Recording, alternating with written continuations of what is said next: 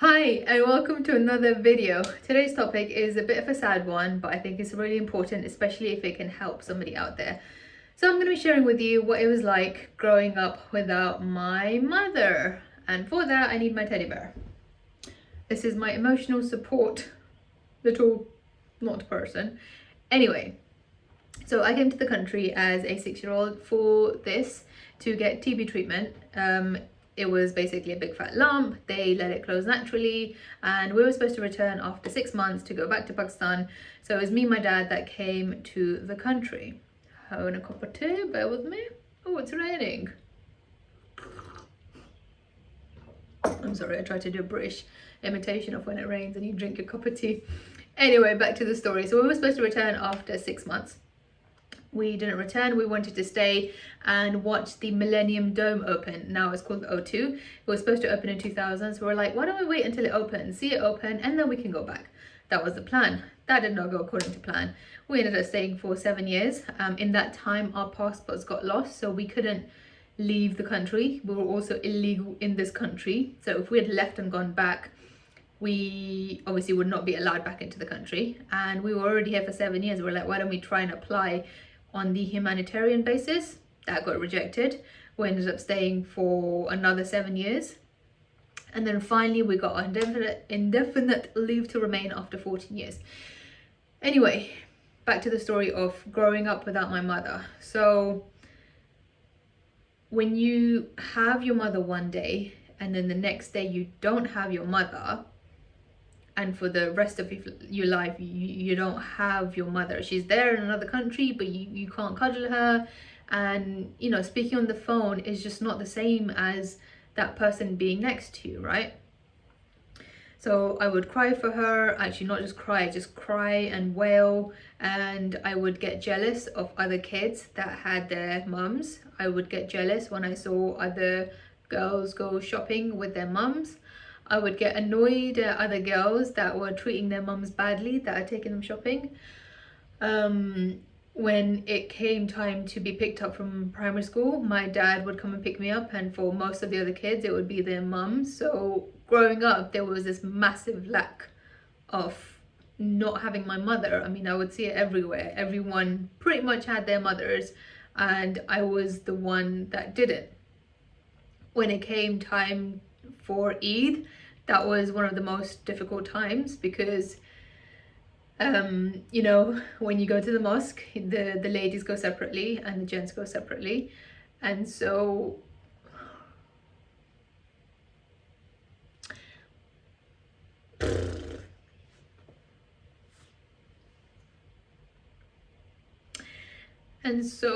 when you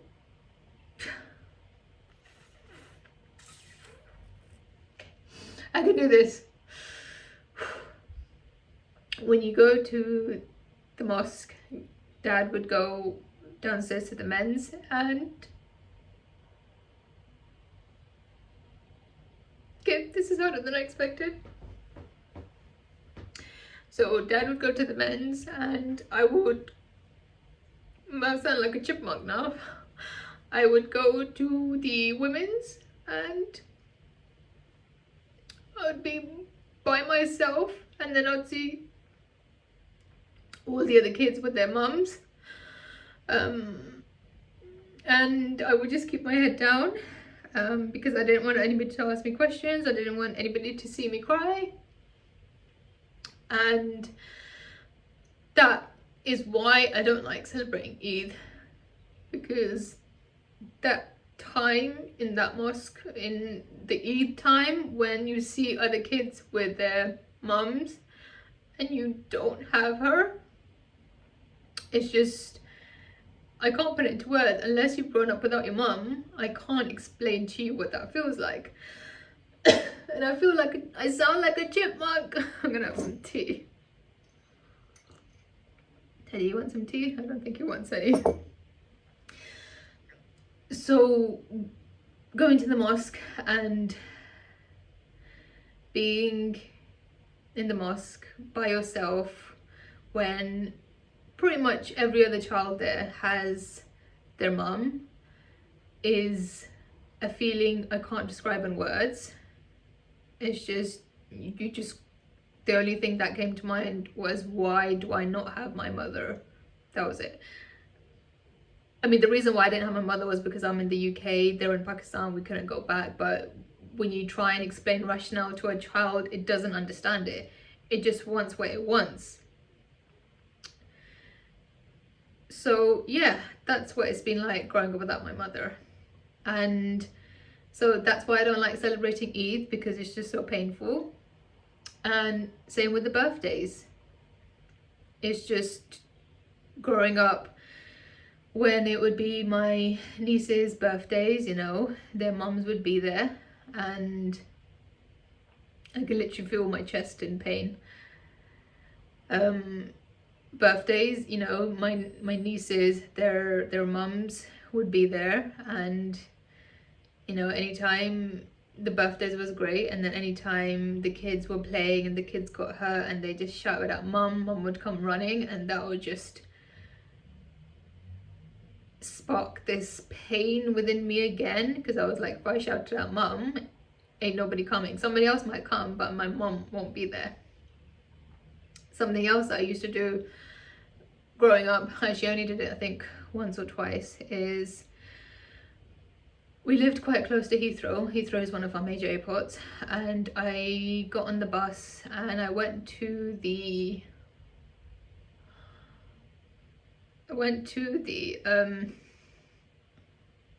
arrivals, and I would wait there and pray for a miracle that my mom would come through. Even though I knew, well, you know, there was no planning on her to come. There was, you know, she didn't have a ticket, none of that. I was just praying in God that some miracle, by some miracle, she would appear at the arrivals and I could just bring her home. And you stand at the arrivals and you're watching everyone.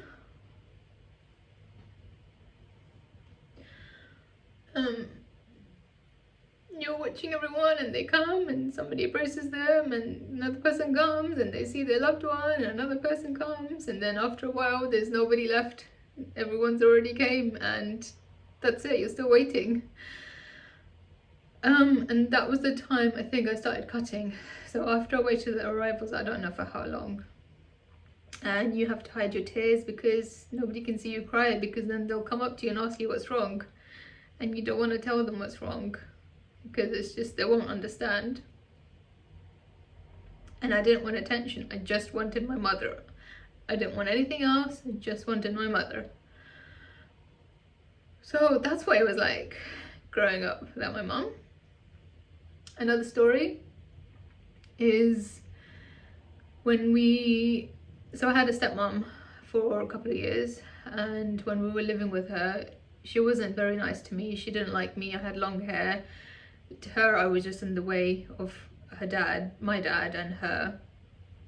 And one night in the morning, I woke up I think 1 or 2 a.m. just crying and screaming and uncontrollably for my mother. I just wanted my mom.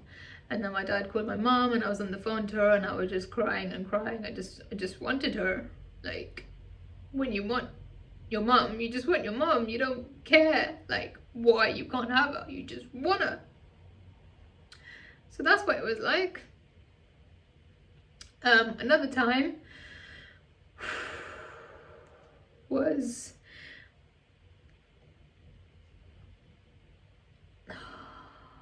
see, the brain likes to protect you, and it makes you forget a lot of memories because they're painful, right? That's pretty much left me with a massive void, and because of that void I turned to binge eating, and the binge eating led to weight gain, and the weight gain led to confidence issues and self-worth and just hating myself, hating the world. There was no self-care, there was nothing. And then I remember my cousin was here, and she taught me about boundaries and self-care, and how if you can start putting yourself first and your needs, it would change the game to everything. And so soon after that, I stopped wearing the hijab and I started looking after myself. Started weight training, started doing face masks and hair masks, and putting boundaries in place and saying no. And especially with my dad, right? So there was a lot of expectations from him for me to do well in my GCSEs, to support my family back home. There was a lot of things, there was a lot of pressure. And then he would go and do stupid stuff.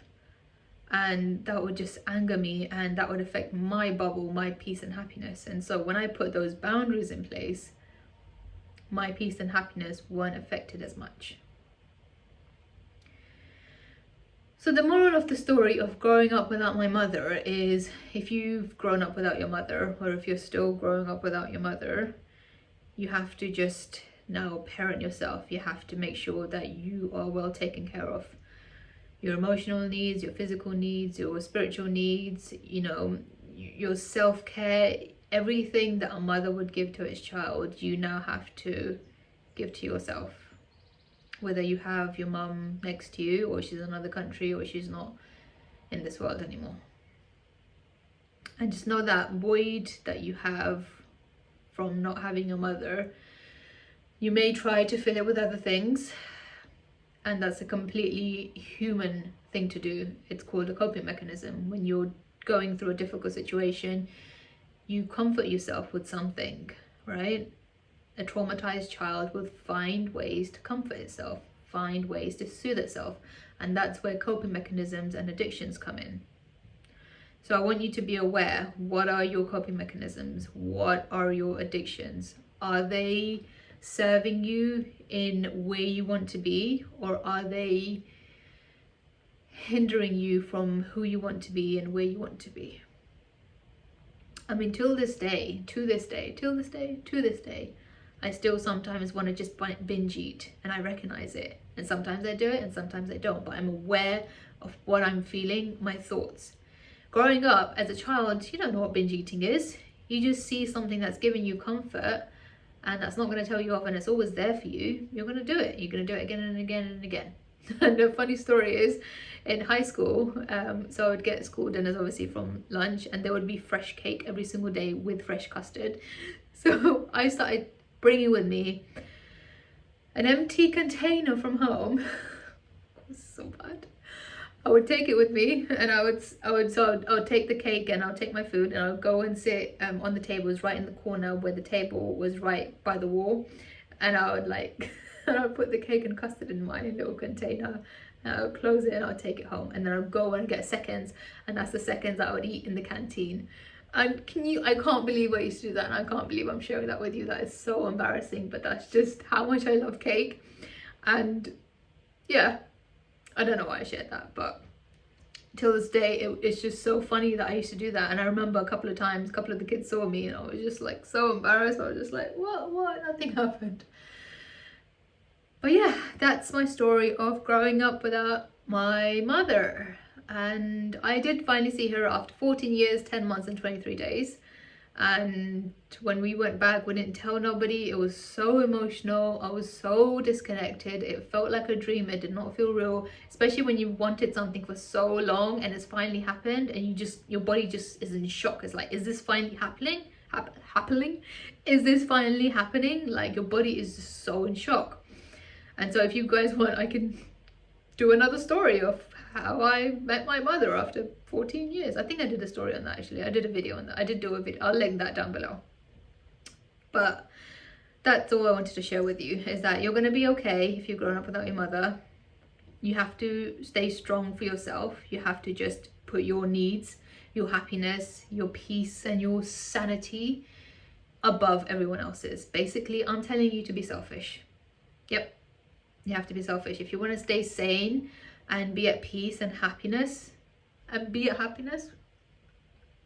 if you want happiness and you want to be at peace and you want to feel joy, you have to put your needs first. That's just the only way around it. Teddy agrees as well. That's it. I'm gonna go and finish my cup of tea and talk about the rain. And that's it. Thank you so much for watching. If you have watched this long ass video again, I'll see you in another video. In the meantime, stay strong. I need to stop doing that. I'm gonna watch these videos in 5 years and I'm gonna be so cringed at these videos. But anyway, it's the process of YouTube, right? All right, take care. I'll see you in another video. Bye.